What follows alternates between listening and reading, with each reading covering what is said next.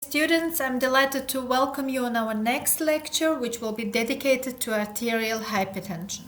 So let's start with the definition of hypertension. It's a clinical syndrome defined as a systolic blood pressure is more than 140 and diastolic blood pressure is more than 90.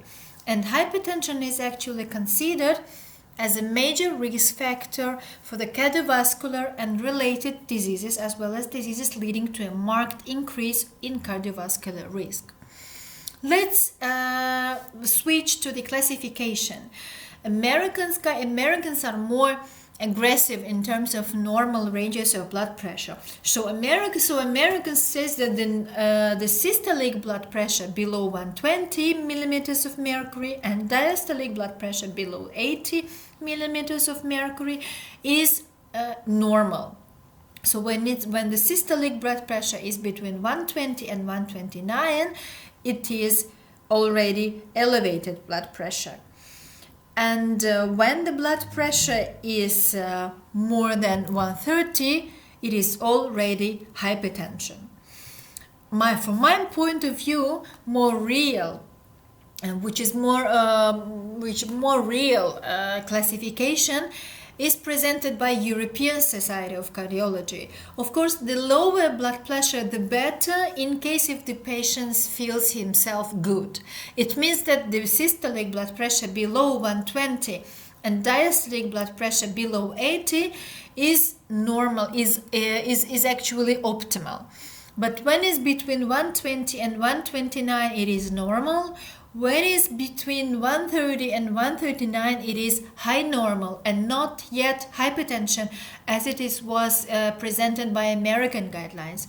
In European guidelines, it is presented that the hypertension is only when it's more than 140.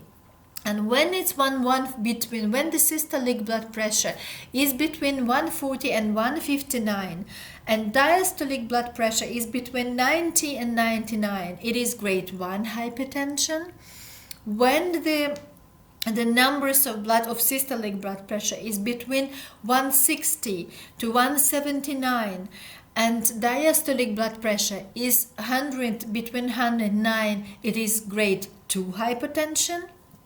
And when the systolic blood pressure it is more than 180 and diastolic blood pressure is 110 and more, it is already grade 3 of hypertension.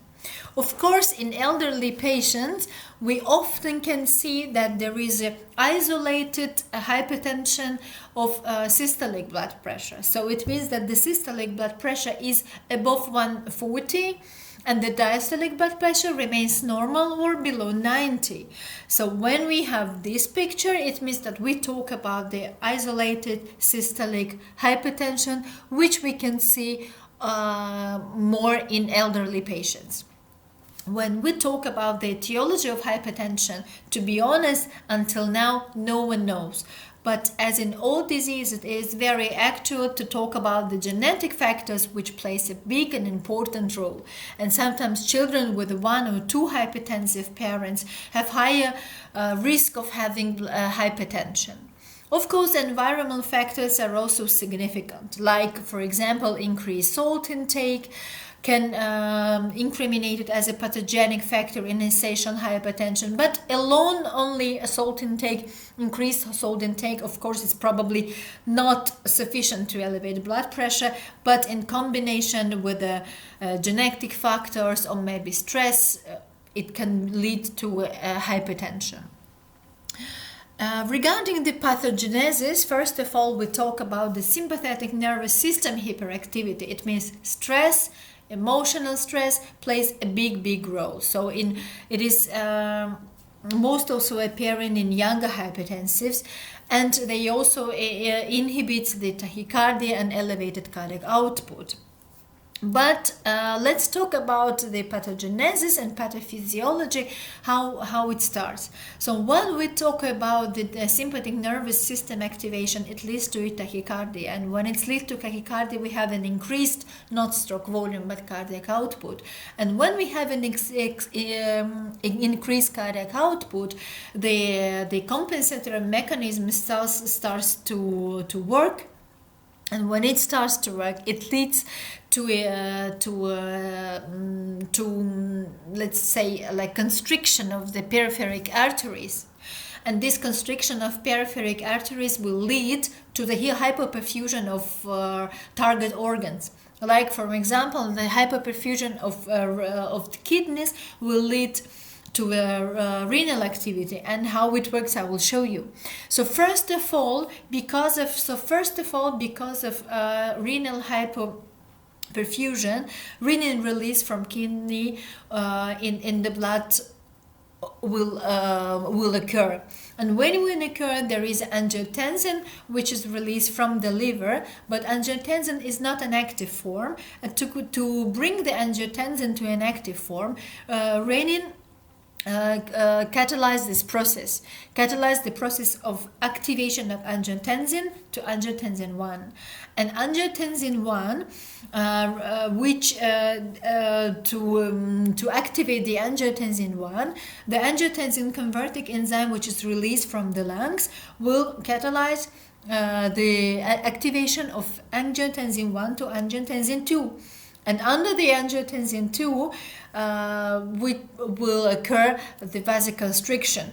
How it occurs? The angiotensin 2 stimulates directly the blood vessels and will bring to vasoconstriction. And of course, when we have the vasoconstriction of peripheral artery, we will have the elevated diastolic pressure. And when we have the elevated diastolic pressure, it will lead to elevated systolic pressure. From the other hand, the angiotensin 2 activates to adrenal gland and stimulate the release of aldosterone. And aldosterone on its place will stimulate the reabsorption of natrium, of salt, and the natrium will reabsorb the water. So it means that we are going to have not only the vasoconstriction, but also the elevated plasma volume. So how it works is when we have the defect in natriuresis, hypertensive patient will exhibit a diminished ability to excrete the sodium load. Why? Because just what I've showed you, because of aldosterone will stimulate the reabsorption of natrium and the water, and that will lead to increased plasma volume. And when we have an increased natrium, they may lead to increased natrium will lead to increased intracellular calcium concentration, and as a result of facilitated exchange. And this could explain an increase in vascular smooth muscle tone. This is one pathogenetic factor. Another second pathogenetic factor is exacerbating factors. So the best documented is the obesity, which is associated with increased in intravascular volume and an elevated cardiac output. So we, of course, obese patients are more likely to have hypertensive than the thin patients. Some hypertensive response to high salt intake with substantial blood pressure increases. So when patient is obese, and also there is an increased salt intake. From the other hand, when the patient excessive user of alcohol, that will also raise his blood pressure. And of course, another risk factor is the cigarette smoking. So let's talk about the risk factors which can lead to high blood pressure. So first, this is the sympathetic nervous activation that will lead to tachycardia and increased cardiac output. Second, because of this increased cardiac output is going to happen the impaired natrium reabsorption. It means that aldosterone will stimulate the reabsorption of natrium in the kidney, and natrium will stimulate and after the molecule of natrium will come the water. It means that we are going to have the elevated blood plasma volume. From the other hand, the increased salt intake, the increased natrium will lead to increased calcium. That will increase the smooth muscle tone. From the other hand, the obesity is another risk factor, and which is with increased salt intake will will raise the blood pressure, alcohol intake, and cigarette smoking. So this is one of the most risk factors of elevated high blood pressure. And of course, talking about the sympathetic nervous activation, we are talking about the emotional stress. So when we have the elevated blood pressure, what happens? The high blood pressure has damaged the target organs. And first of all, the damaged target organs will be the heart. Left ventricle hypertrophy will occur within the time, and this hypertrophy will lead to the overload of left atria and will impair the diastolic function of the heart, which can lead to the congestive heart failure. Also, left ventricle hypertension is another risk factor for ischemic heart disease.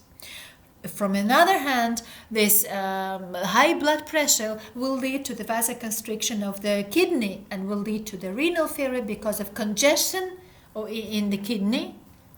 From the other hand, the peripheral vascular disease can occur because of the stimulation, because of vasoconstriction of the peripheral arteries. Also, this elevated blood pressure is not only in the heart and peripheral artery or kidneys, but also in the eyes, and retinopathy can develop within the time. And as one of the most affected damage organs, target organs, is actually the brain. Let's talk about in details what happened in the damage organs. So first of all, heart. And with high blood pressure within the time, especially when it's different within the time, it will lead to left ventricle hypertrophy and may cause or facilitate many cardiac complications. The first the complication is the left ventricle hypertrophy. Because of the left ventricle hypertrophy, the compliance of the left ventricle will impaired, and because of impaired compliance of left ventricle, the left ventricle filling pressure will go up. And because of the high left ventricle filling pressure, left atrial dilation, left atrial enlargement will occur.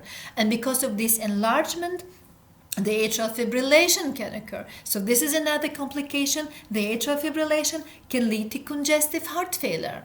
Also, when the left ventricle ejection fraction remains normal. So left ventricle hypertrophy can lead to congestive heart failure.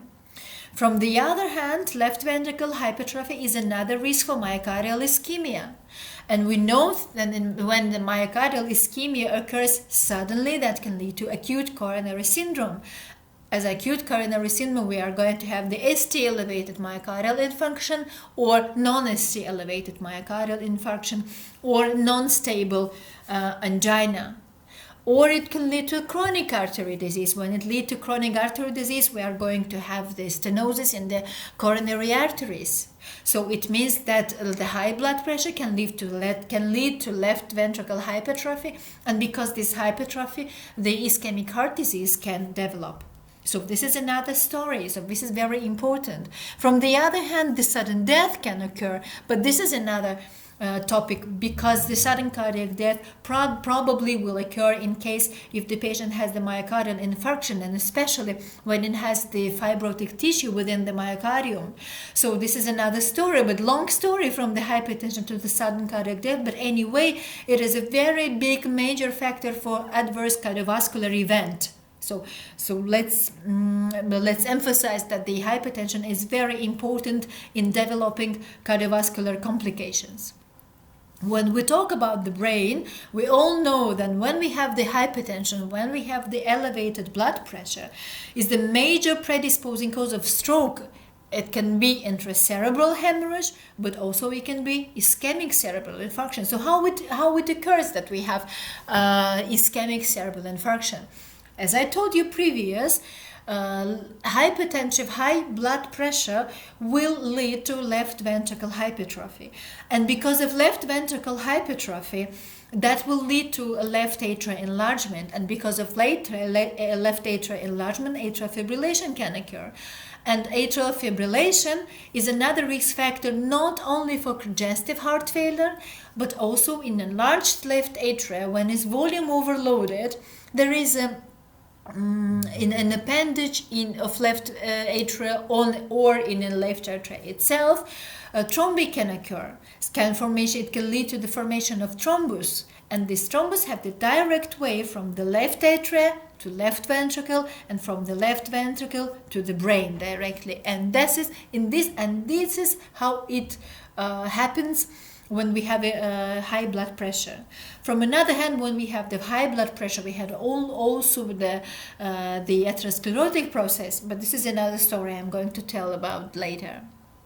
So about heart, we talk about the heart, we talked about the brain, let's talk about the kidney. We all know the high blood pressure is another risk factor for the nephrosclerosis. So chronic hypertension within the time will lead to the nephrosclerosis, and that will, of course, lead to the renal insufficiency, to chronic kidney disease with creatinine levels elevated, and etc. About the symptoms. So it is always difficult to talk about the symptoms. You know what? Because the elevation in blood pressure are often intermittent early, and the blood pressure fluctuates widely in response to emotional stress and physical activity. So when we have the patient with a mild to moderate essential hypertension, it means when the blood pressure numbers are around 140 to 160, sometimes patients absolutely don't feel it. So it means that they, usually mild to moderated essential hypertension is associated with a normal health and well-being for many years. It means that patient is not aware about the high blood pressure, and that is actually a problem, because in patients, in case if we have the complaints, that can lead that patient will go to doctor and then be aware about the high blood pressure. But in case if they don't know, they don't feel absolutely anything, it means that the patient will early can have the complications. But sometimes headaches can occur. And sometimes it could be occipital pulsating headaches, but any type of headache can lead to may occur.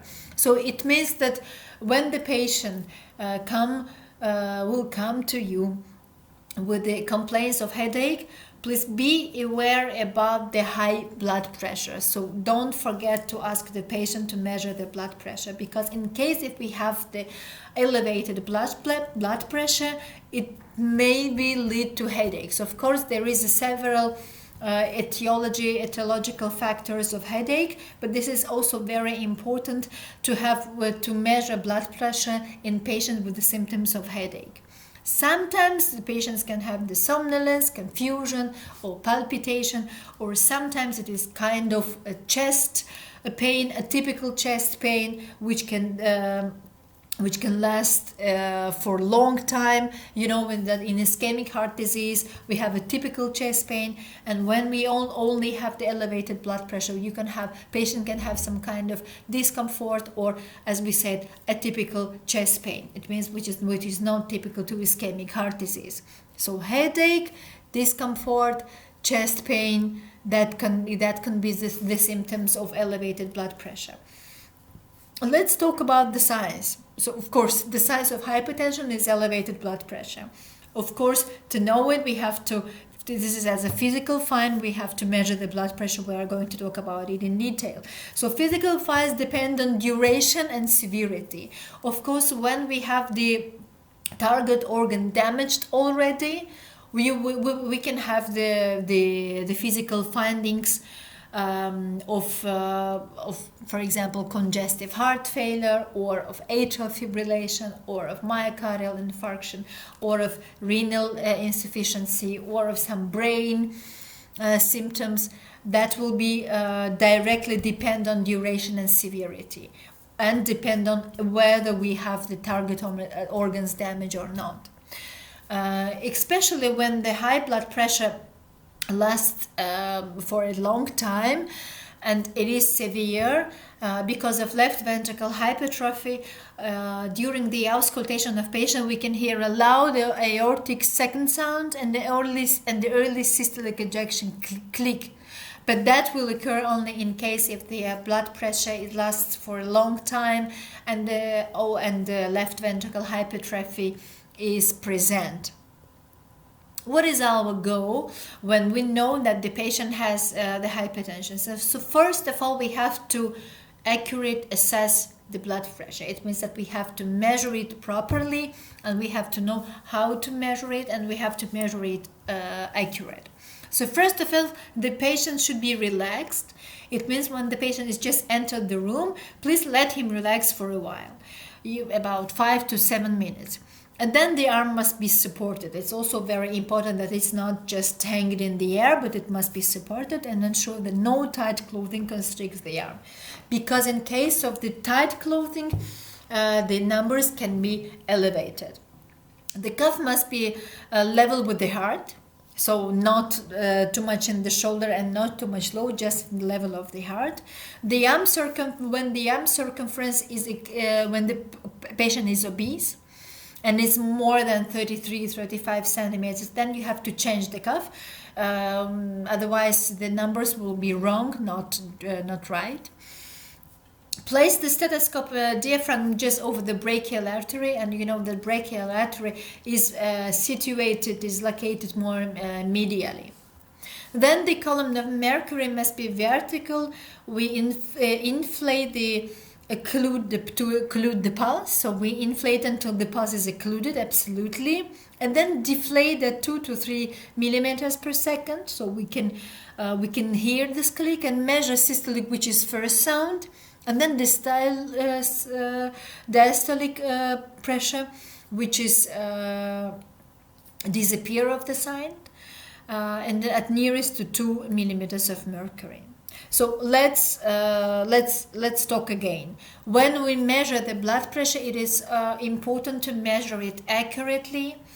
It should be taken, allows the patient to sit for 3 to 5 minutes in a quiet room before beginning blood pressure measurements. It means that when the patient just come from physical activity, don't measure the blood pressure. Let him sit for 3 to 5 minutes just quiet. Then we have to take at least 2 measurements spaced by 1 or 2 minutes, because sometimes the numbers can be different, and then additional measurements if the first or 2 are quite different, it can happen. So just spaced by 1 or 2 minutes. Don't forget to take at least 2, it could be maybe 3 measurements. And then we have to use the standard bladder. The standard bladder is about 35 centimeters wide. As I told you, in case if the patient is too obese and you have to change the cuff, it's important. Or maybe it's too thin, you have to use a small bladder. And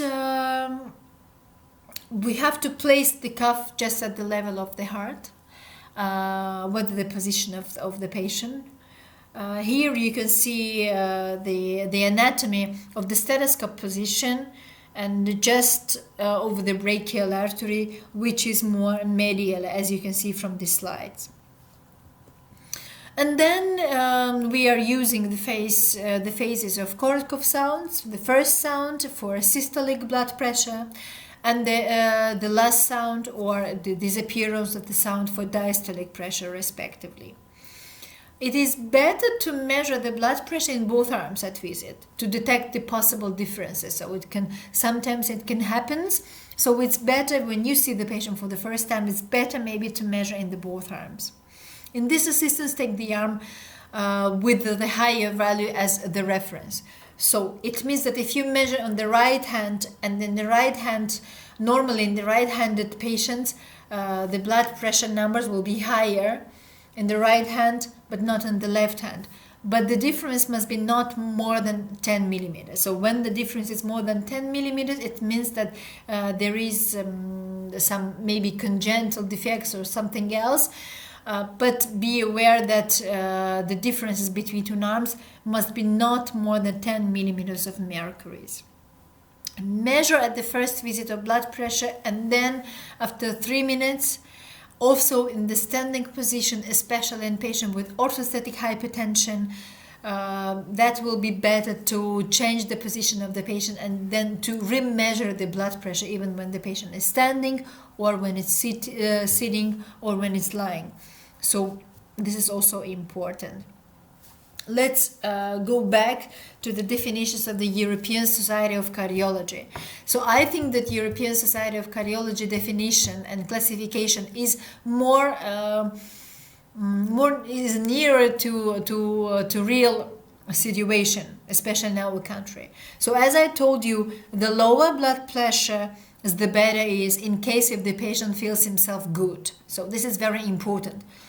You don't have to lower the blood pressure until the 90 of systolic and the 60 of diastolic by telling the patient that the American says that the lower the better. No, when the patient doesn't feel himself good, then it's better to lower blood pressure till the numbers when the patient is comfort.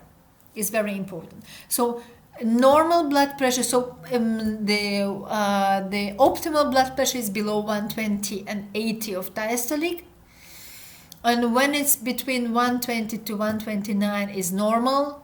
When it's 130 to 139, it is high normal, but still not hypertensive patient. So please be aware about the management and treatment we are going to talk about this. So I think that these numbers are more suitable for the real practice.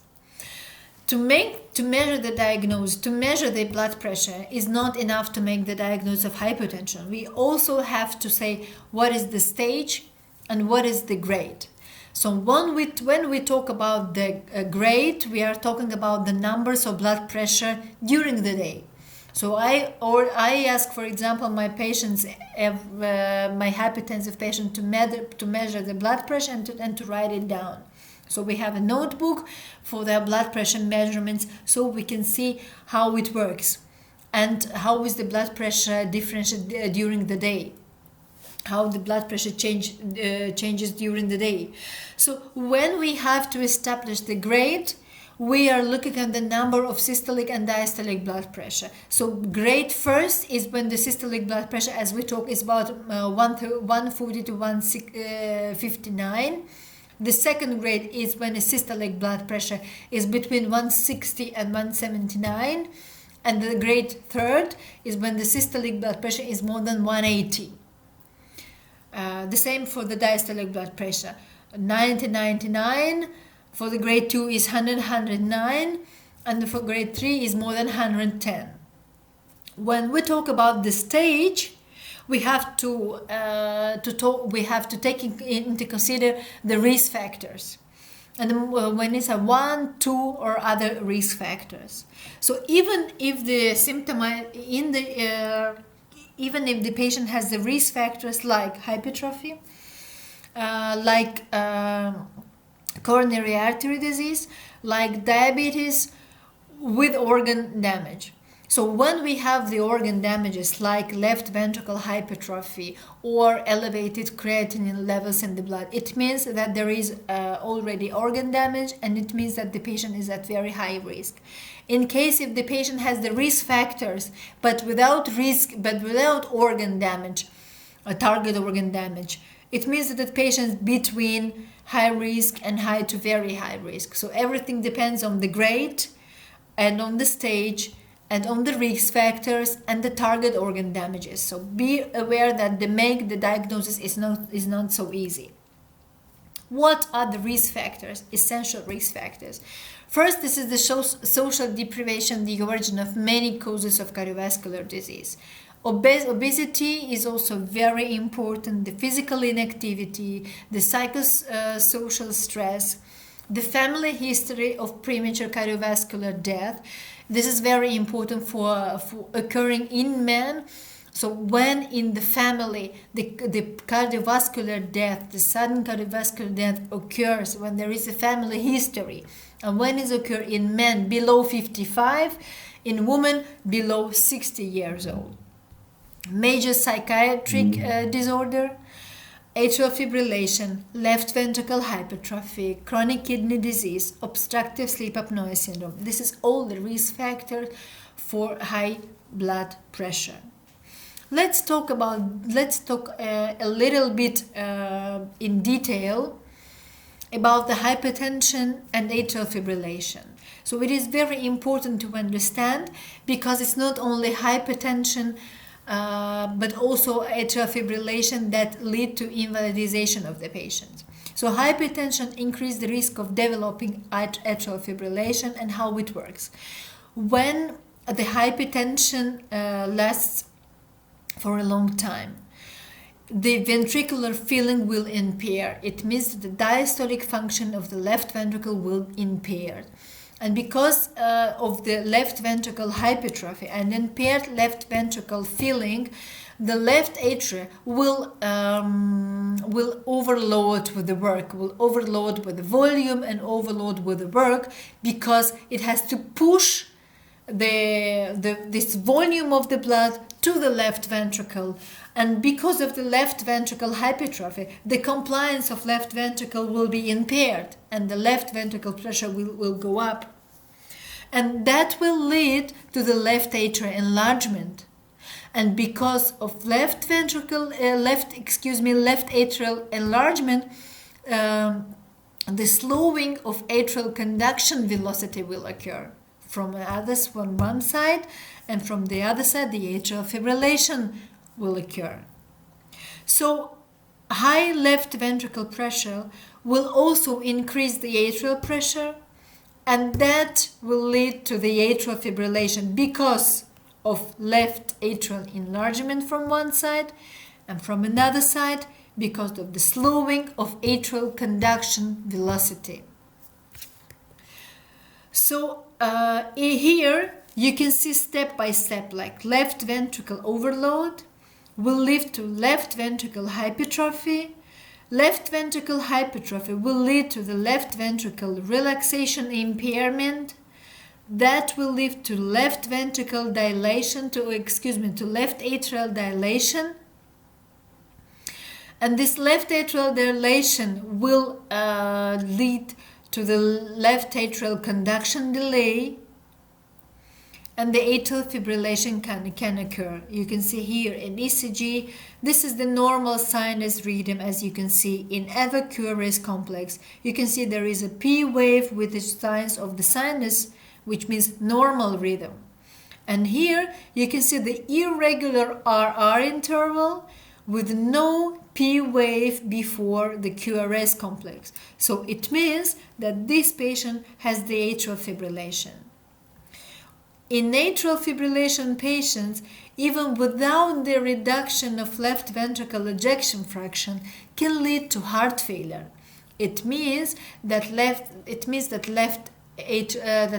fibrillation can itself can lead to congestive heart failure with preserved ejection fraction. So all we know that from the 2018 we started to the new heart failure definitions. We are talking about, like here is presented, heart failure with reduced ejection fraction, heart failure with mid-range ejection fraction, and heart failure with preserved ejection fraction. So in case of atrial fibrillation, first heart failure with preserved ejection fraction will occur, but also when the patient with a hypertensive patient also can have the coronary artery disease and can also have the reduced ejection fraction, it means that left ventricle systolic function can be impaired. Then it's also another risk factor for atrial fibrillation. And directly, as we talk from atrial fibrillation, patients can have the brain complications. Like in atrial fibrillation, why if atrial fibrillation is actually so so important to talk, because when we have the atrial fibrillation, then it means there is no whole systole or of left atria, and the myofibrils of left atrial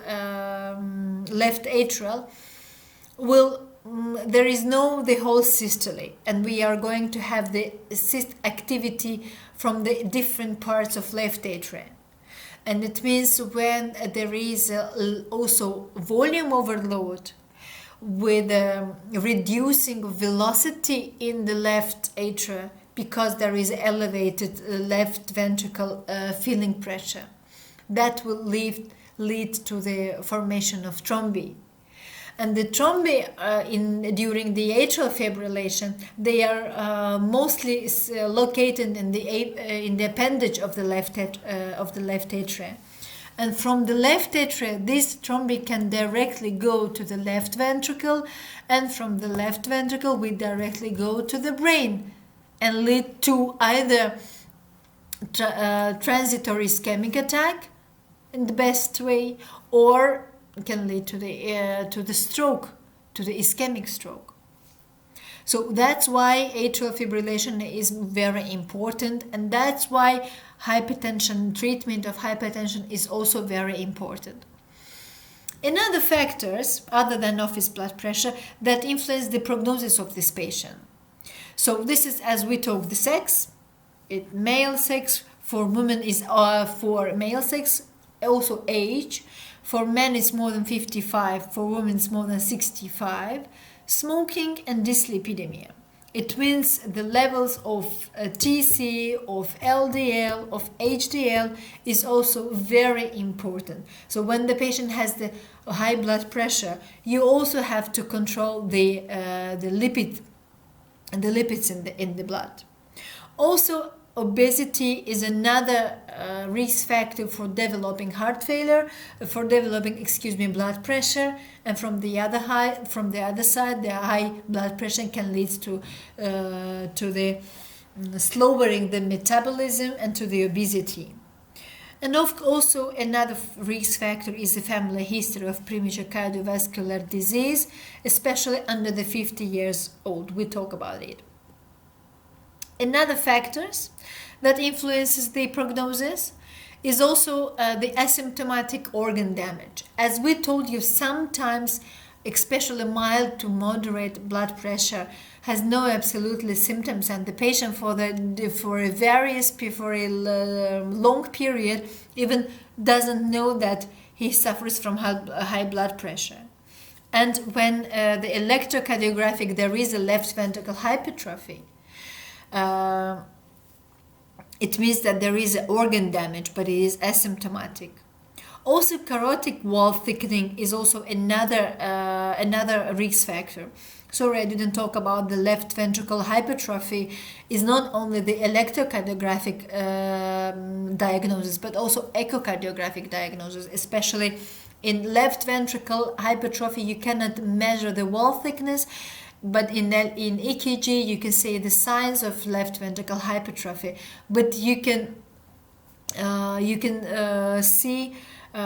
measure the left ventricle hypertrophy in an echo. This is very important. Another risk factor is carotid wall thickening, as we told, or plaque. So it means that when the patient suffers also from atherosclerotic disease, it also is also another asymptomatic organ damage. Also, chronic kidney disease with a GFR, glomerular filtration rate, between 30 and 60. It means when it's below 30, patient will see it. It will occur, will see it as a symptoms of chronic kidney disease. And also microalbuminuria is also important. Of course, how patient can know that in the urine there is a microalbumin. Of course, they don't feel it. So this is asymptomatic organ damage. Diabetes is another risk factor that influences the prognosis. It's also very important when the fasting plasma glucose is more than 7, and when the HbA1 is more than 7, or post-load glucose plasma is around 200 or more than 11 millimole per liter. So this is also very important. Another factors which are also very important is established cerebrovascular disease. It means that when there is a history of ischemic stroke or cerebral hemorrhage or transient ischemic attack. Coronary heart disease is also very important. So myocardial infarction, angina pectoris, or maybe myocardial revascularization with a percutaneous coronary intervention or coronary artery bypass graft. Established heart failure, including heart failure with preserved ejection fraction, we talked about it. Symptomatic low extremity peripheral artery disease is another risk factors. Chronic kidney disease, we talked about this. Advanced retinopathy and hemorrhages or exudates or papillary edema is another risk factors that influence the prognosis of hypertension. So we measure the blood pressure accurate. Now we have to identify and treat the causes of hypertension. So how do we manage? There is two criteria. So first of all, the level of systolic and diastolic blood pressure, we have to control it. From the other hand, we have to lower the total cardiovascular risk. So we have to we measure the blood pressure, we know the numbers, then we establish the diagnosis. This is the second, and the third, we have to manage it. How? By lowering the numbers of systolic and diastolic blood pressure and by lowering the level of total cardiovascular risk. Let's see how we do it. In hypertensive patients, the primary goal is the reduction of long-term total risk of cardiovascular, and that will require, as I told you, the treatment of raised blood pressure. So from where to start? I always say that when do we start the hypertensive treatment? So first of all, when the patient is with a grade 2 or 3 hypertension and there is any established level of cardiovascular risk or established cardiovascular disease, simultaneous with the initiation of lifestyle changes, we have to prompt initiate the blood pressure lowering treatment. So again, when the patient has the blood pressure hypertension of grade 2 or 3 hypertension, and when there is established cardiovascular disease or any cardiovascular risk, we have to start the treatment, the medical treatment. But before the medical treatment, I would advise to start with the lifestyle changes. So first of all, we have to change the nutrition of the patient.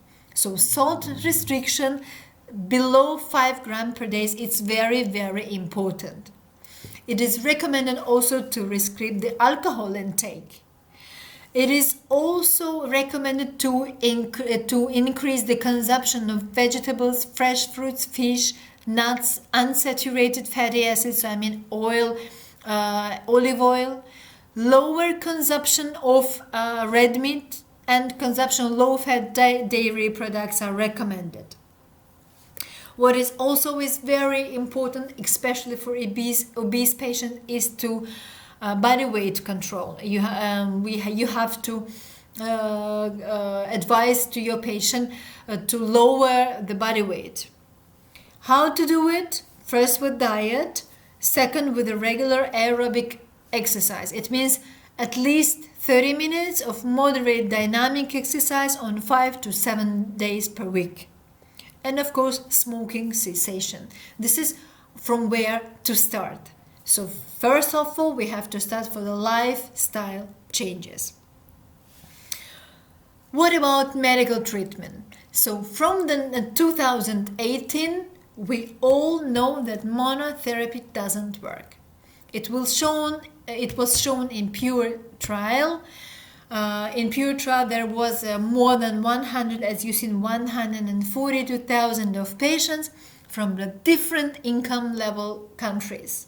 And even with the high income level countries, the hypertension in all of this population 40% of populations suffered from hypertensive. For all this 40%, only 45% were aware about the hypertension. So it means that only half of patients were aware. Only half of patients knew that they have hypertension.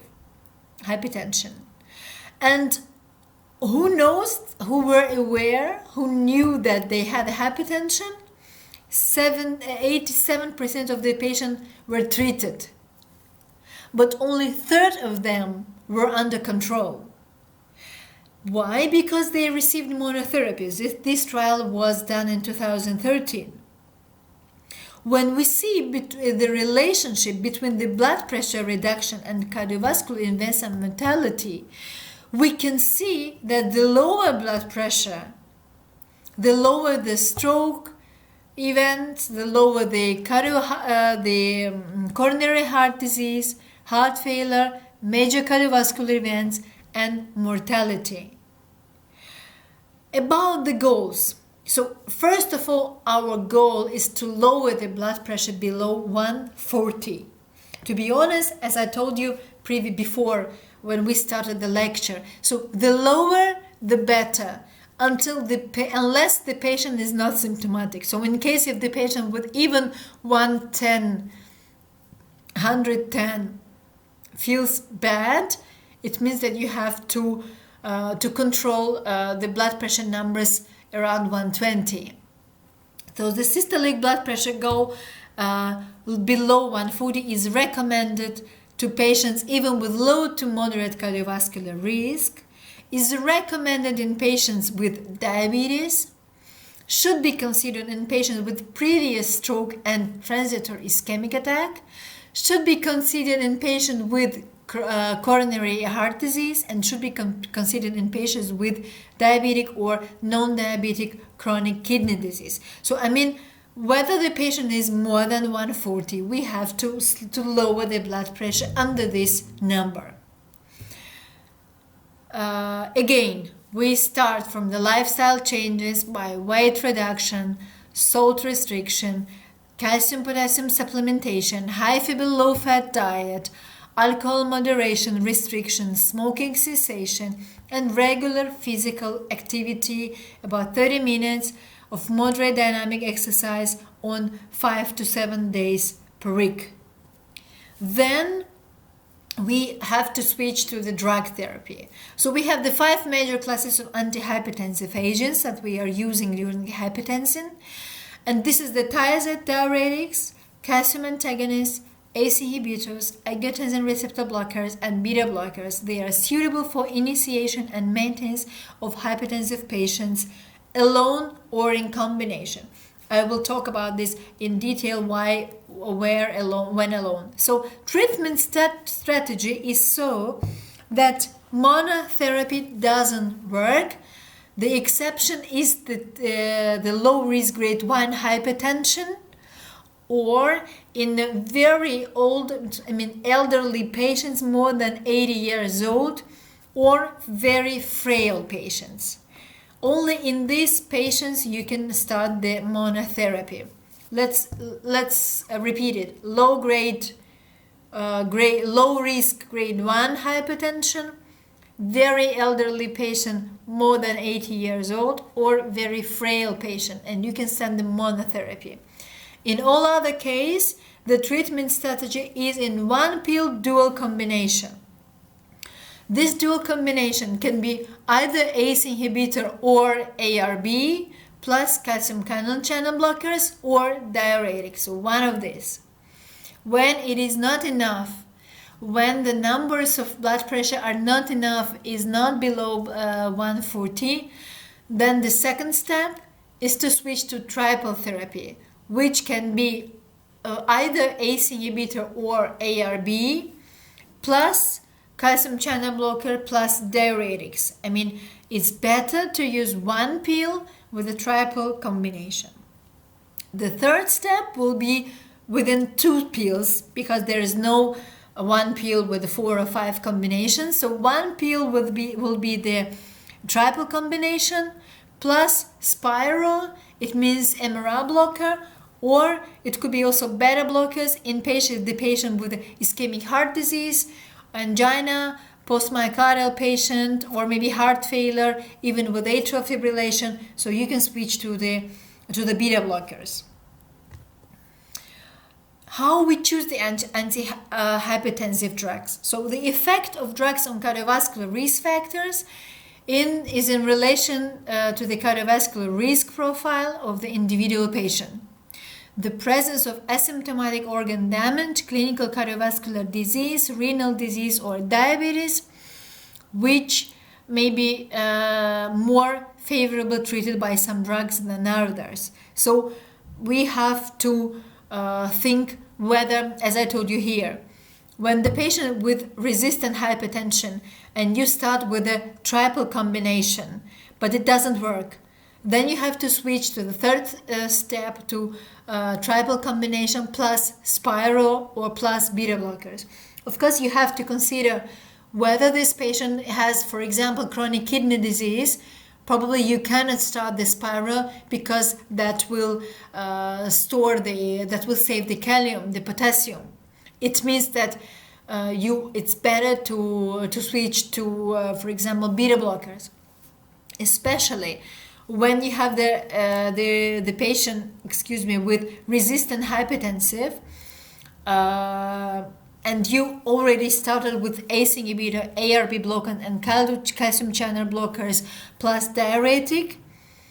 You can add also beta blockers, especially when the patient is in heart failure, because it's in a class A1 of recommendation of heart failure, or if the patient with the chronic coronary disease like previous angina pectoris or post-MI, or patient maybe with a previous percutaneous coronary intervention or coronary artery bypass graft, then you have to start with beta blockers. Even if the patient, if the patient is tachycardic and also have the signs and symptoms of a congestive heart failure because of atrial fibrillation, you can start with the 2 doses of beta blockers and spiral as well, because spiral is the only, let's say, more or less evidence-based drug for congestive heart failure for treatment of congestive heart failure with preserved ejection fraction. So this is very important to accurate evaluate the target organ damages, whether the patient has the diabetes or not, and that's why you can choose, you can be more favored to one drug or another. So evidence-based combination therapy is actually RAS blockages, calcium channel blockages, and diuretics. So this is how you start with that triple therapy. And this is also important because, as you can see here, you can make any combination that you want except this red one. You cannot give the same patient the ACE inhibitors and ARB blockers at once. You can see it here is red, and it means that it's not recommended, this combination. But you can combine the thiazide diuretics, for example, with ACE inhibitors, which is good combination. Or you can combine the thiazide diuretics with ARB blockers. Or you can combine even the thiazide diuretics with calcium antagonist. You can also combine the ACE inhibitor with the calcium, the ACE inhibitor with with the thiazide, we said about it. Blockers with calcium channel blockers you have to choose it, whether you use it or not. Verapamil and diltiazem are sometimes used with the beta blockers to improve ventricular rate control in permanent atrial fibrillation, but it is not very common. So when we talk about the calcium antagonists, we are more talking about the peripheral calcium antagonists like amlodipine. This is more suitable for the regulation of arterial hypertension. And sometimes you of course before the start of any medication, you have to take into consider the possible contraindications. Like if the patient has GOOD, the diuretic of Tyson is not actually very good to give. Or if the patient has the asthma or AV block grade 2 or 3, you have to think whether this patient really needs the beta blockers. But if the patient has the metabolic syndrome, glucose intolerance, athlete or physically active patients, it's okay to start the beta blockers. It is even okay to start the beta blockers in patients with chronic obstructive pulmonary disease. Even in this case, it is you can start it.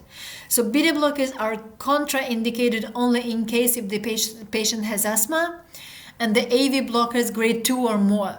2 or 3 it means.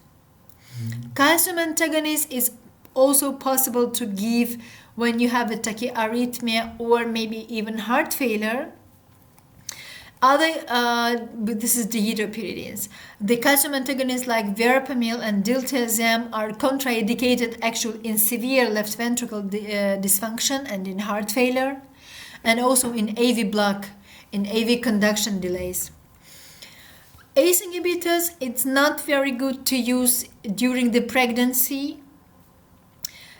In case if the patient has the angioneurotic edema, in case of hyperkalemia or the bilateral renal artery stenosis, it is very, very important because in this case you can have the very, very bad adverse outcome actually. ARB, the same, is not good to use during the pregnancy and hyperkalemia and bilateral renal artery stenosis. MRA receptor antagonists actually are contraindicated in acute and severe renal failure. We talked about it in case we have a hyperkalemia, and when GFR is below 30 milliliters per minute, it's also not good to use the MRA. How to choose the antihypertensive drugs? It is actually the cost of drugs either to individual patients or to the health provider, but cost consideration should never predominate over efficacy or tolerability and protection of the individual patient. So continuing attention should be given to side effects of drug because they are the most important cause of non-compliance. Drugs are not equal in terms of adverse outcome, particularly in individual patients. Secondly, the blood pressure lowering effect should last 24 hours. So to increase the adherence of patients, you have to give one pill, just once day administration, one pill, and the effect should last 24 hours. So this can be checked by office and also home blood pressure measurements, all through the ambulatory blood pressure monitoring. Drugs which exert their antihypertensive effect over 24 hours with a once-a-day administration should be preferred because a simple treatment schedule favors compliance and also favors the adherence of patients. So in case if the patient received more than for example 5 tablets per day, the adherence will be low. So it's better to give to patients just one pill, like we talked previously here. Let me go back. One pill, dual combination, and just one pill. Or here, one pill, triple combination. It will provide you the high adherence of patients. Evidence-based, we talk about the combination of the drugs. We talk about the contraindications and how to use antihypertensive. So be aware that the cost consideration should never predominate over efficacy and tolerability and protection of the individual patient. So don't forget whether the patient is pregnant or not, how are the blood pressure numbers, etc. It is very important to give the 24 hours last effect drugs. And as I told you, I always give my patient the schedule, the note.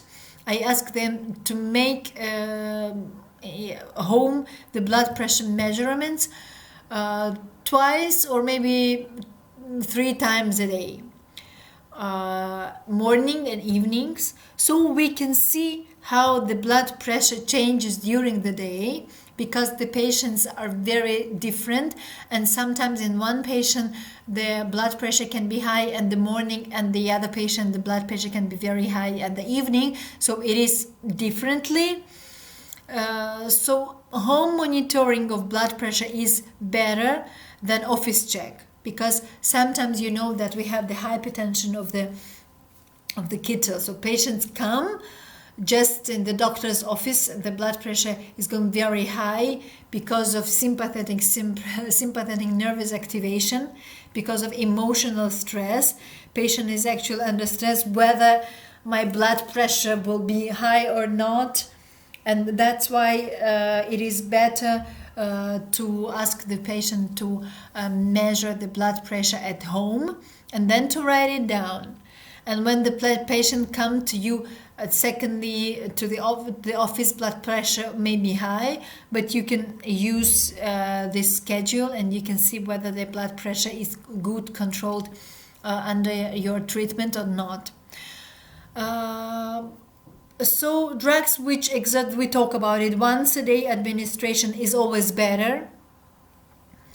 I actually thank you very much for your attention. In case if you have any questions, I gave you my email. You can find my email on website. You can address your questions to me. I will be happy to explain you. I hope that we will meet again on our classes. And I wish you good luck. Goodbye.